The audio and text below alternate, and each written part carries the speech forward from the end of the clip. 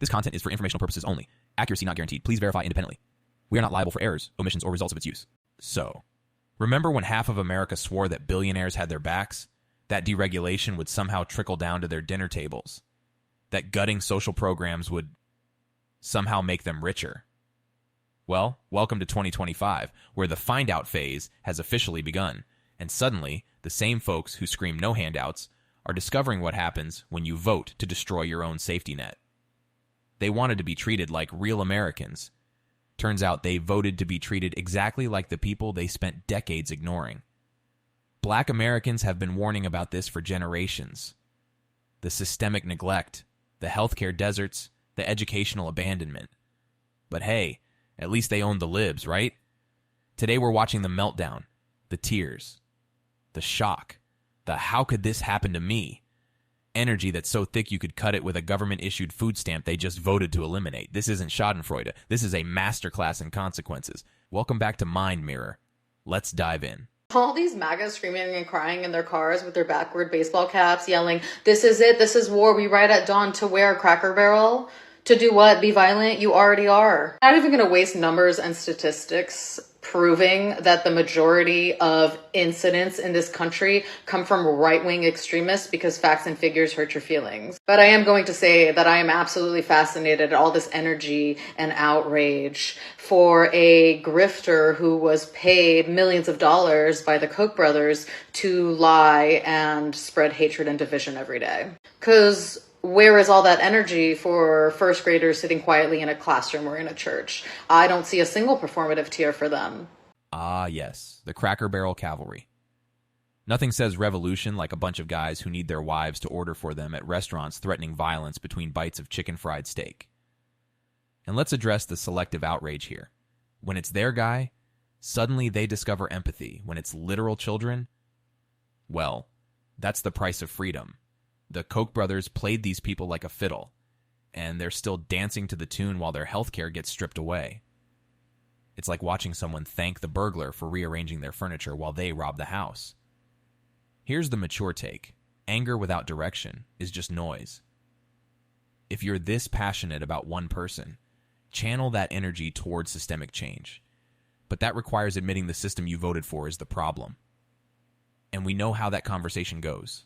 Where are those dry eyeball tears for Democratic lawmakers and their family and their dog sleeping peacefully in their homes? Not a single tear for Capitol police officers on January 6th? No, but now it's very convenient for you because now you get to put all of your energy into hating one half of the country instead of putting your energy into where it should be going, which is like, for example, you're all losing your farms just so a company that Couchboy invested in can buy them up on the cheap. And the orange clown that you worship is all over those files and all over a very disturbing birthday book. And meanwhile, this regime that you have given up everything for is promising you transparency while playing directly in your face. Because the orange clown is sitting there just this morning at a memorial with what can only be described as very severe stroke face. He can barely keep his eyes open. And meanwhile, this regime releases a very bizarrely edited and very suspiciously AI-looking video of the orange clown suddenly sitting there speaking very coherently about this tragedy. Hold up. They're literally losing their farms to venture capitalists while crying about culture wars? This is like setting your house on fire because you're mad at your neighbor's lawn decorations. The J.D. Vance farm acquisition scheme isn't even hidden. It's public record. They're bankrupting farmers through tariffs, then buying the land cheap. It's corporate rating 101 dressed up in a MAGA hat. And that transparency promise? They're serving you AI-generated videos while the actual footage shows something very different. But sure, keep trusting the guy who won't even be honest about his height. Listen, if someone tells you they're robbing you while they're actively robbing you, maybe stop cheering for them. Just a thought. I personally would be outraged by that. But I didn't vote for this. And while you were so conveniently outraged, let me remind you this happened in a very red state with very loose laws where you can conceal and carry in a school. We did not do that. And while you all twist yourselves into pretzels, wanting to believe that all of the people that you hate support what happened, let me remind you, it's not relevant. Because at the end of the day, Charlie supported what happened. And so do you. Republicans legit voted to be treated like they were black in America.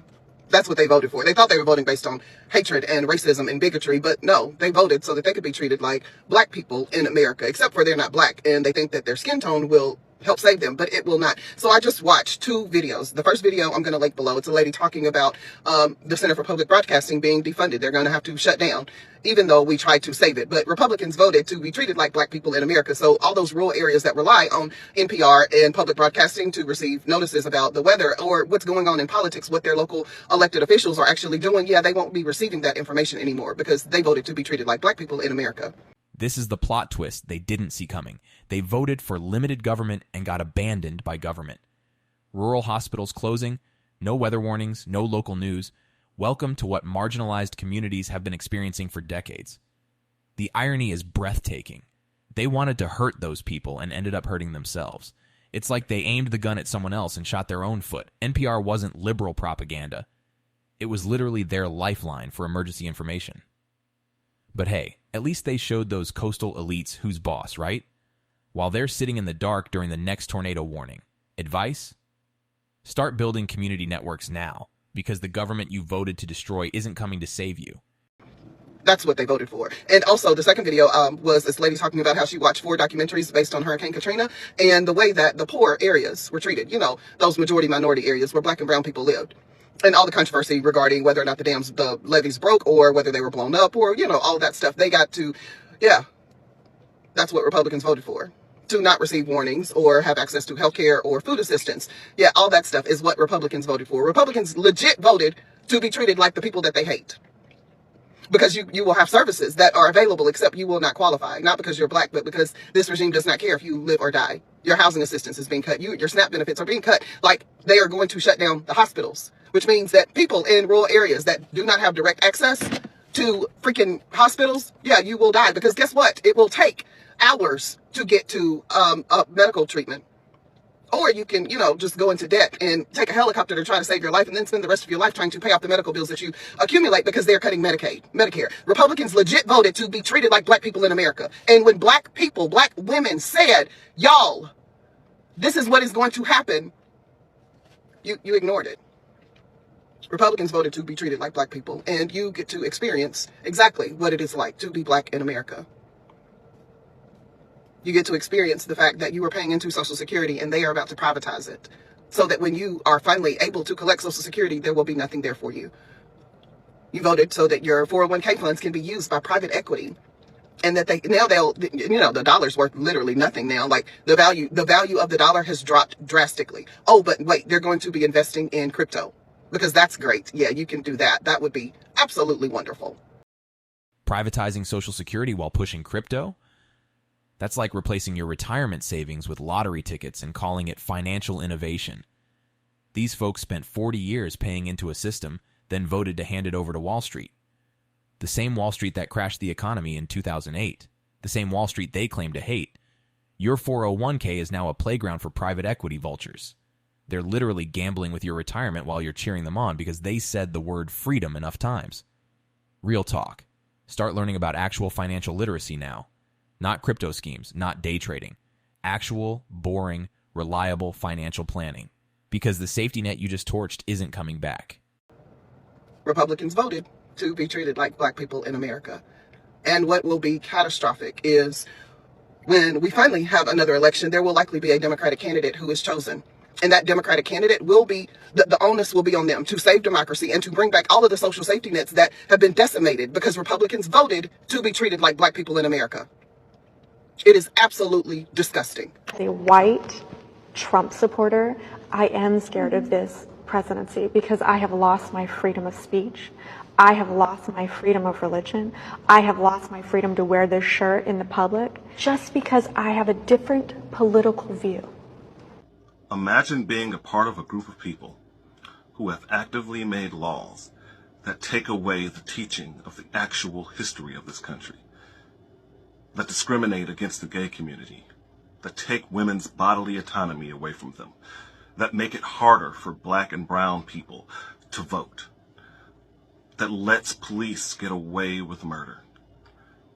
And then when people call you out for your disgusting beliefs in laws that you have tried to pass or actually have passed, That is taking away your rights. Wait. You're upset because people disagree with you? That's not oppression. That's called consequences for your actions. You literally voted to ban books, control women's bodies, and restrict voting rights, but someone giving you side-eye at Starbucks is persecution? The persecution complex is off the charts. Freedom of speech doesn't mean freedom from people thinking you're an asshole. That's literally how free speech works. They get to respond to your speech with their speech. Here's some grown-up advice. If everyone around you thinks your views are disgusting, maybe examine the views, not the people. Liberals love telling me how much Republicans hate Jews. Today is Sunday, but I think I'm going to sit on this video for a couple of days. You should understand that the party that has gone out of its way to align itself historically with white supremacy does not have your best interest in heart. Like, that's what Germany was all about, right? They will court you for now. Eventually, they're going to turn on you too. Let me just say this. My message then is the same one that it is now. Just a reminder, white supremacy hurts everyone. White supremacy hurts everyone. White supremacy is a cancer that destroys everything that it touches. White supremacy hurts everyone. So if your societal philosophy is that diversity is not good and might makes right, an eye for an eye, you can't really complain when someone pokes your eye. You voted for a world where there was no talk about diversity, equity, or inclusion, where minority concerns were no longer the concerns of society. We want this society to look as Aryan as possible. That's what Project 2025 is. That's what he's been implementing. That's what you voted for. These things are beyond contestation. So if you wanted a world that looks like that, it is hypocritical for you to complain that another group is ensuring that you get the world that you voted for. Whether it's because of pressure that they're feeling or vindictiveness, they are facilitating the vision that the person that you voted for had in mind. Why are you complaining now? Is it just because you're being treated like a black person now? Point was this. I just can't believe that this would happen to me. No one saw this come. This example of MAGA's double standard on free speech is almost unbelievable. You have to see this with your own eyes. So on August 15th of this year, Olivia says hate speech is still free speech. Cry about it. Then one day ago, she says, I feel like a Karen with the amount of calls I've made to employers. Anyway, back at it again today. She then went on Newsmax and said, I've contacted over 706 employers and delegated hundreds of other submissions to people who offered to help. I will not stand for the vile, hateful comments made about Charlie Kirk and his wife. But I'm confused because just 1 month ago she was defending hateful comments towards other people. What changed? It's very clear the MAGA crowd only cares about free speech when they agree with it. 706 employers? This woman turned snitching into a full-time job while screaming about free speech. The cognitive dissonance could power a small city. Free speech for me, consequences for thee. The MAGA motto in action. They want to say whatever they want without pushback. But the second someone criticizes their heroes, it's time to weaponize the HR department. And using government officials to threaten visa holders for their opinions? That's actual government censorship, the thing they claim to be against. But it's only bad when it happens to them, apparently. Pro tip: if your ideology requires this much mental gymnastics, you might be in a cult. But this guy pointed out something that I think is true as well, saying normally when a civil rights leader passes away, their supporters spend days reciting their greatest quotes and preachings. So it's notable that the right has devoted the past 2 days to trying to get Olive Garden waitresses fired for critical TikToks while avoiding his body of work. To finish off here, he once said it was a mistake to pass the Civil Rights Act in 1964. He called Martin Luther King Jr. awful and said he was not a good person. He's also demonized the LGBTQ+ community multiple times and defended stoning them. And he also, of course, said the Second Amendment is worth the amount of people that lose their lives to firearms. Keep in mind, he's saying that while firearms are the #1 reason children pass away in this country. So the Deputy Secretary of State is trying to police people's opinions of Charlie Kirk. So this is the Twitter feed for the Deputy Secretary of State, okay? This is an official government person that has, control over immigration policy in this country. And he says that people who here legally on a visa, not illegal immigrants, here legally, if they're making fun of Charlie Kirk online, that they're going to try to use that to revoke their visas. Now, of course, if someone makes fun of the Democrats who got executed for a political assassination in Minnesota, there's no mention of that I responded to him, and of course he didn't respond. So if you make fun of right-wing people, visa revoked. If you make fun of left-wing people, nobody cares in the government. Apparently, that's illegal, viewpoint-based discrimination under the First Amendment. The government cannot take particular viewpoints when they're giving out benefits and services. That's just so blatantly obvious. And, you know, when you go through and you look, it's like there's people like ratting on others. I know this guy from South Africa. I know this person from Brazil, and they said this about Kirk. And then this Deputy Secretary of State somehow has the time to respond to these shit posters. Unbelievable. Donald Trump inadvertently called his followers not educated. In fact, he said, smart people don't like me. This mimics kind of what he said in 2016 when he said, I love the poorly educated. Again, calling his followers poorly educated. This would also explain why Donald Trump, for example, is trying to get rid of places like the Department of Education, as well as trying to remove federal funding to places like Harvard and other universities across the country. He literally told you to your face that he targets the uneducated, and you cheered. That's not a red flag. That's a red billboard with flashing lights. Destroying education isn't a bug. It's a feature. Can't have people learning critical thinking skills when your entire platform relies on them not thinking critically. Every dictator in history has attacked education first. Every single one. But sure, this time it's different because reasons? Want some real advice? Read everything. Stop getting your news from memes. Question everything, especially the people who tell you not to question them. You see, the reason why Donald Trump does not like the educated people is because he understands that they will call him out any chance they get when he mentions something that's just patently untrue. For example, like Peter Navarro saying tariffs are tax cuts. Any kind of educated person, quite frankly, anybody with a high school education, would understand that tariffs are not tax cuts. By necessity, tariffs are an actual tax on imported goods. We also saw where Donald Trump earlier last week realized, and he even kind of said it, that if the tariffs from the IEEPA are overturned at the Supreme Court level, guess what? He has to give back all of that money back to these companies. But you see, this is why Donald Trump loves the uneducated, because they won't question him on any of his terrible economic policies. They will just go along with whatever he says. So Trump goes on Fox News, and they ask him, in the wake of everything that has happened this week with the incident in Utah, how we can fix the country. And Trump's response was, I could care less. And for the first time in both of Trump's terms, he has told the truth.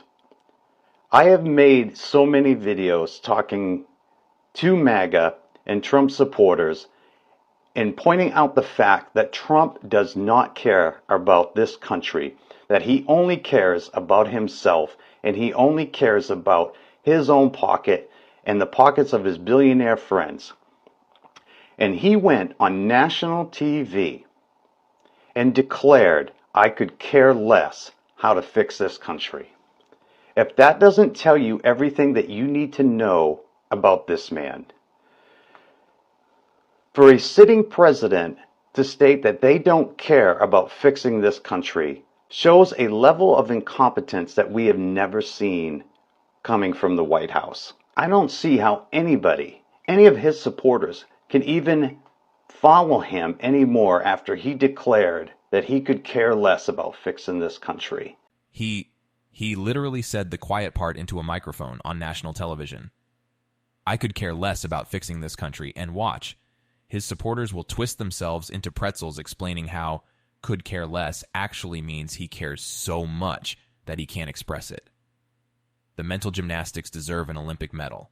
This is who you gave everything up for. A man who just told you to your face on your favorite network that he doesn't care about you or this country. But you know what? When someone tells you who they are, believe them. He just did. The question is, are you finally listening? That tells you everything that you need to know. That tells you the character of this man.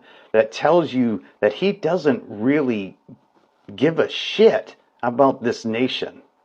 He only cares about how things make him look, how things can benefit his pocket, how things can enhance and further his agenda, his policies, his bank accounts, his buddies' bank accounts. He doesn't really care about the American people. He said it himself, I could care less about how to fix America. Let me know your thoughts in the comments. This is Grim with Get the Rant, and I'll see you all in the next video. Make sure to like, share, follow. Take a listen to how Trump's own voters are are describing their own emotions right now on right-wing political call-in shows. I feel really betrayed, and I feel really, really angry. We have a president who tells us to move on from Epstein because it doesn't matter. Are you guys still talking about this seriously? And yet he still talks about the 2020 election fraud. He talks about the Hunter Biden laptop. He talks about all this stuff from 5-6 years ago, and he tells us to move on from the Epstein trial or the Epstein case. People like me will not stop talking about this. I feel so betrayed and so angry. This is not what I voted for. Oh, now you feel betrayed? The man with multiple fraud convictions and a suspicious relationship with a child trafficker wasn't trustworthy? Shocking development. Move on from Epstein, but not from Hunter's laptop. That's not suspicious at all. Nothing to see here, folks. Just ignore the flight logs behind the curtain. You voted for exactly this. He showed you who he was for decades. The only difference is now it's affecting you personally. Here's the hard truth. You weren't betrayed. You were willfully blind. There's a difference. And acknowledging it is the first step to not falling for it again. I'm concerned about being able to trust Donald Trump to keep his word.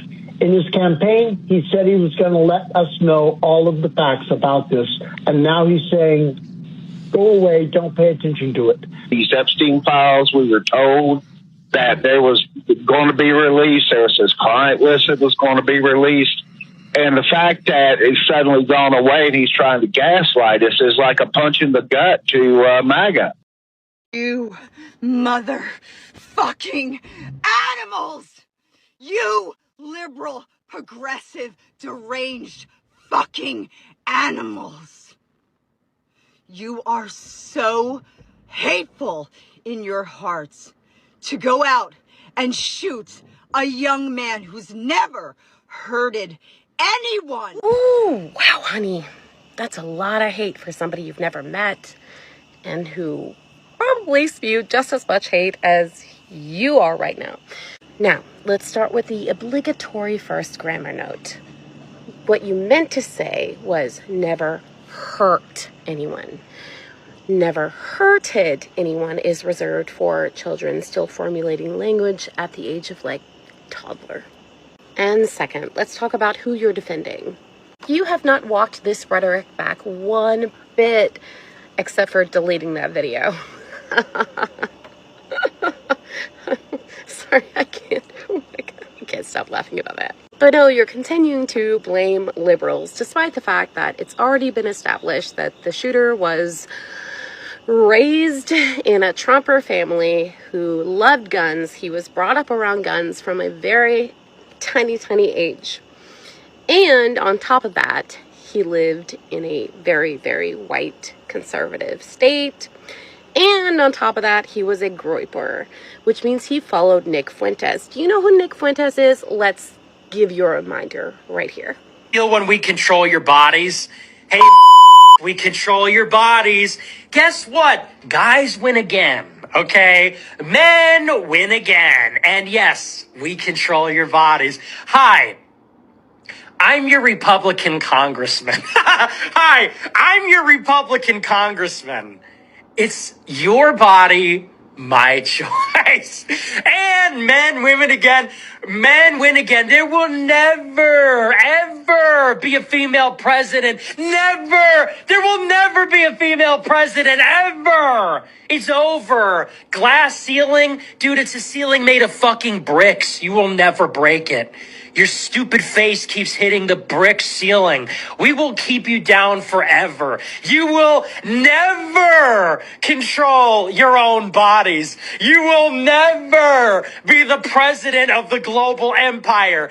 Never gonna happen, sweetie. Your body, our choice. Now, does that look like a leftist to you? Does that person look like a leftist to you? And if you have any debate whatsoever about whether the shooter was a groyper, there's so much evidence that cannot be disputed. So maybe you should pay more attention to all of the information available to you for free on the internet, including about correct grammar usage. Then maybe you might settle down a bit when it comes to your posts on the internets and the interwebs. Because, gosh, you look so stupid. And maybe the biggest red flag of all is you saying to us on the left that we are the ones with hate in our hearts. My girl, please go back and watch your video again and recognize just how incredibly hypocritical that is. That's all. Take care, love. I'm sure you're getting all the attention you deserve. I'm going to make this TikTok to go out to the people who we all know have an inability to listen or have ability to comprehend what people are saying to them. They think everybody is out to get them. We all know them. We all are tired of them. It's MAGA. I'm going to tell you like this. There's going to come a day when everything you do right now is going to be answerable. You're going to have to answer to this racism that I'm seeing a big trend of happening everywhere. You're going to have to answer for the sexism I'm seeing. You're going to have to answer for these poor mistakes you've made and what you've voted in and what you think is good right now that's going to end up being bad. It's going to go badly for you. It is. It's going to go badly for you. I know people are telling you, yelling at you, and you're just not listening. You think you're drinking those liberal tears. I'm not liberal. I'm not. I have no interest in that. I'm not conservative because I believe that I should be able to make my opinion without having a tag to it. I mean, you bank so highly on giving yourself a tag. You all have this rallying a cry that you're being abused from all these people in all these sections and everyone is just out to get you and they don't know what's good.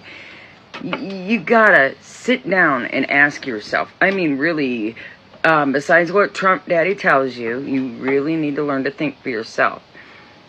Why would all these people be telling you over and over and over this is bad? Do you think they just want it to be bad? Oh, everyone's mistaken, but this small population of people, your own numbers are turning against you. Your own politicians are turning against you, but you're believing this man who can't even tell the truth about what height he is.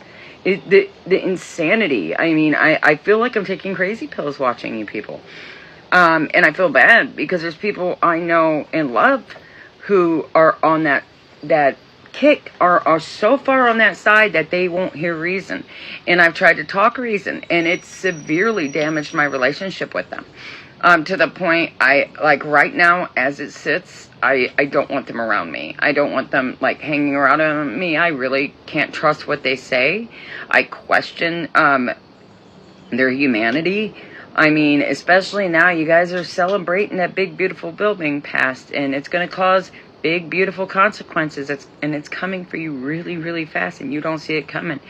There's this mindset that the Republicans have pushed for decades that all people on Medicaid, all people on food stamps are lazy. They are not. They're not all lazy. There are people, the majority are hard workers. The majority are people who are the working poor, which many, many of you guys are, and you're not seeing that. You're not seeing that. You're seeing the TikTok ones who are bragging about going to Crumble Cookie to get cookies. That is a small percentage. Some of those people they even suspect of lying about even being on food stamps. They may not be on food stamps at all. They may be doing it for clout. But, I mean, then my question becomes, do you believe everything you see online? I mean, is it your first day, first week? But I'm going to tell you, you're coming up on consequences. You are going to spend, when this shit comes to fruition and it turns out bad, are you prepared the rest of your life to be constantly apologizing, to watch relationships you have turn to shit underneath you? People not want to be associated with you. It's going to happen. It's going to happen. And I know it'll play into some of your victim complexes and how you want to be seen as victims in this big world. And you're not. You're not. Many of you are not. This is the part nobody talks about. The social bill comes due. Your kids, grandkids, they're going to look at your Facebook posts from this era and ask uncomfortable questions. Why did you vote against my healthcare, Grandpa?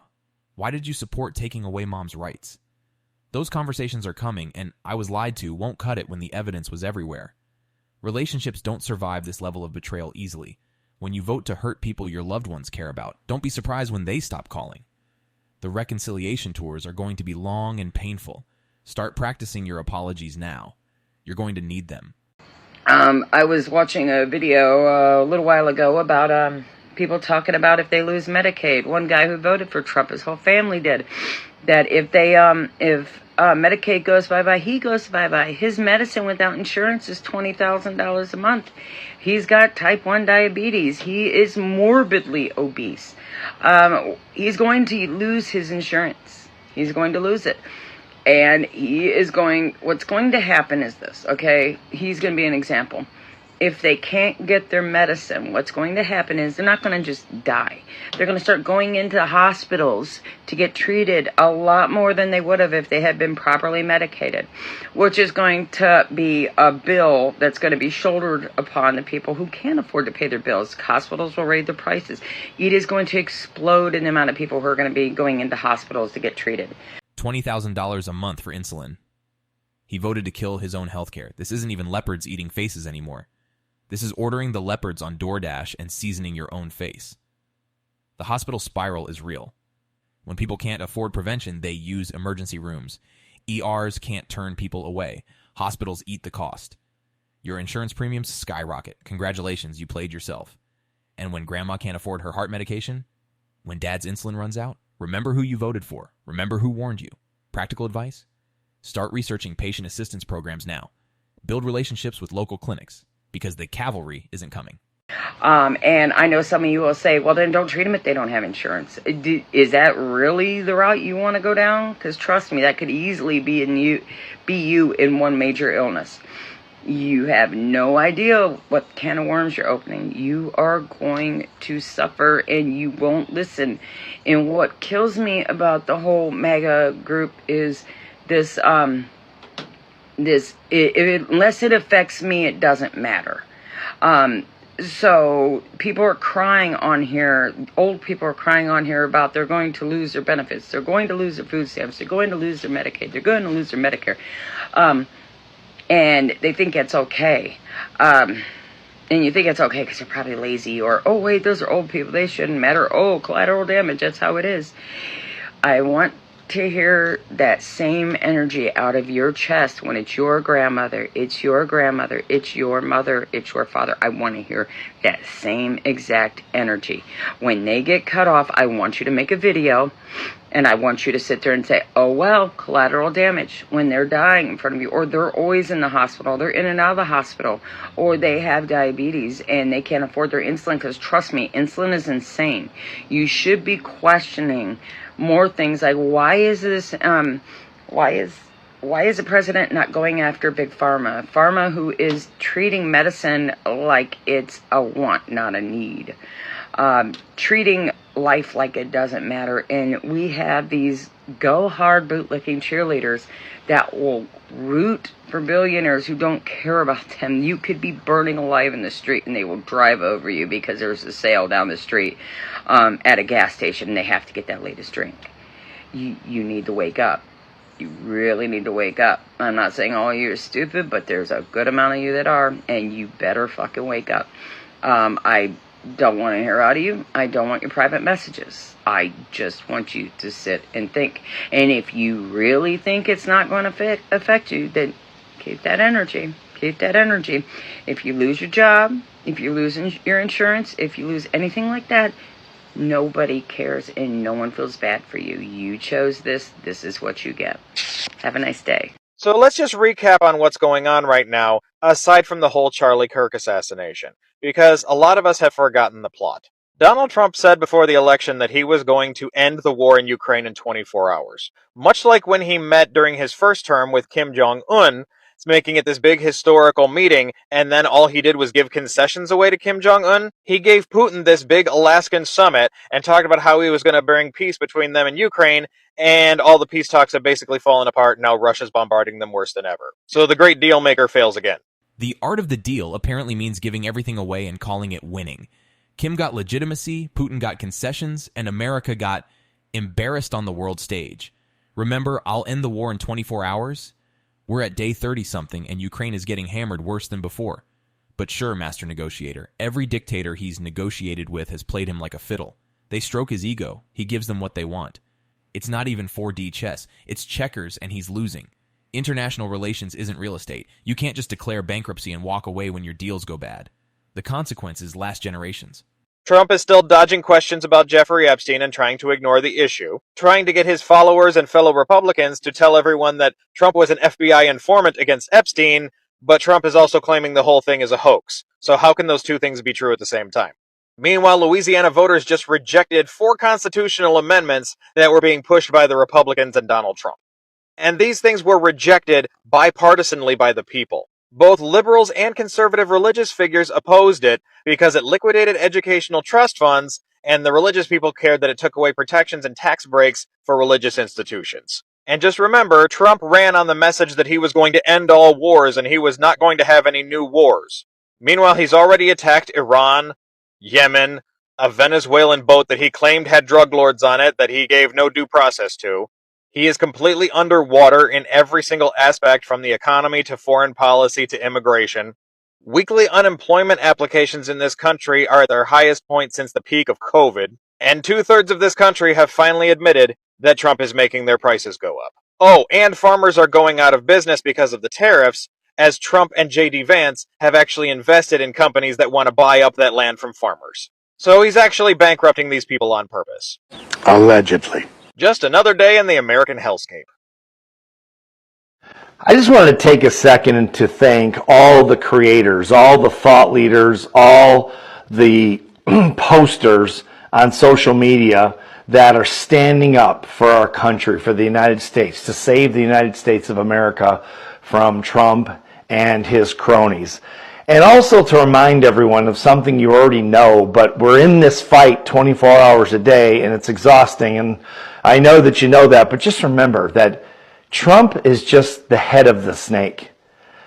Trump is a useful idiot for all these people behind him that want to turn America into a theocracy. Not because they're religious. They want to do it so they can use the Bible and religion to hold over people to say, well, it's in the Bible, so you must do it. You must do everything that's in the Bible.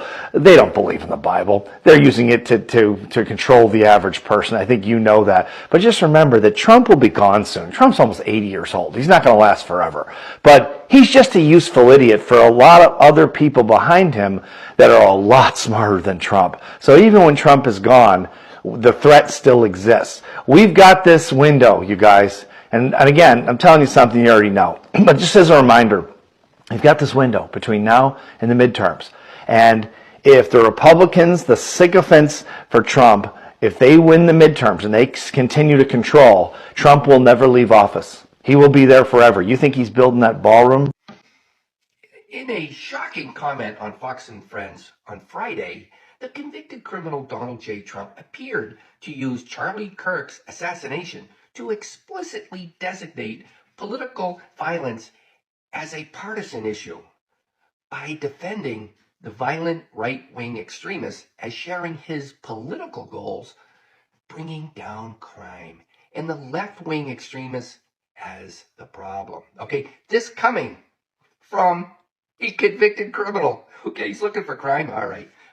If you agree that we need to remove Trump peacefully in 8647, follow me, and we must find ways to remove him after the 2026 midterm elections. A convicted criminal talking about fighting crime is like an arsonist running the fire department. The irony is so thick you need a chainsaw to cut through it. He's literally using tragedy to stoke more division. Any other president would call for unity. This one throws gasoline on the fire and calls it leadership. When you explicitly make violence partisan, you're not leading, you're inciting. But his base will eat it up because anger is easier than admitting you were wrong. The pressure cooker analogy is perfect, and he's not just refusing to release the steam, he's turning up the heat. The President of the United States went on Fox and Friends and said he doesn't care what happens to this country. The President of the United States said he doesn't care. He does not care. He is fanning the flames, right? I think he's the only president in the United States history who would not try to de-escalate and turn the temperature down in this situation. It's driving me crazy. He's cranking it up. His followers are cranking it up. Charlie Kirk's followers are cranking it up. Nick Fuentes, his followers are cranking it up. The governor of Utah said, I was praying it wasn't one of us. I was praying someone drove in from out of state. I was praying someone flew in from another country. The subtext of that is I was praying it wasn't a white man who killed this white man that we're all idolizing now, that we're trying to make a martyr of. My dad made a perfect comparison, and I think everyone should hear it. He said, it feels like we're in a pressure cooker right now. If you've never used a pressure cookers heat from all different directions, and that's why they work so quickly, right? You can use them to cook rice and chicken, and type it into TikTok, you'll find something, right?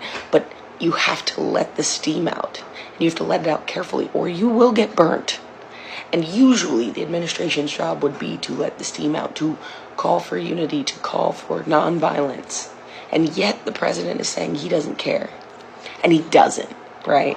He hasn't cared what happens to this country ever. I don't know if you remember the first phone call that Trump made after 9/11. He said it was a good day for him because now his building was the tallest in New York again. Yeah. We have to find a way to turn the temperature down a bit, to not let the accelerationists win, and I don't know exactly how to do that. I don't. Yo, in today's episode of As the White Hood Turns, have y'all seen that clip that's circulating on social media of Syphilitic Sid? The clip where he says, smart people don't like me. I'm going to tell you what. That is the first true thing I believe that man has ever said. He went on to say a few more ridiculous things. You know, they asked him some questions about the deceased and whatnot. And of course, you know, he just was his usual babbling self, you know. But can we talk about the fact that first he said he loves the poorly educated.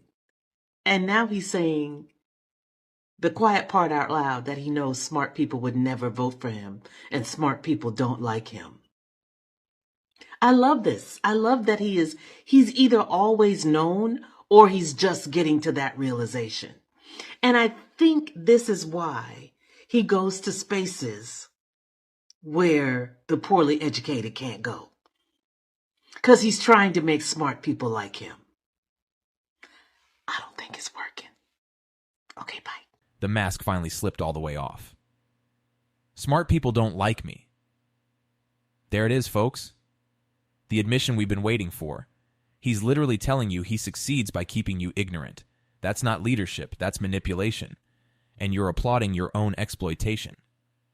Going to fancy dinners won't make educated people respect you when your policies are designed to create more uneducated people. That's not how respect works. But here's the thing. Ignorance is a choice at this point. The information is out there. The question is, are you brave enough to look?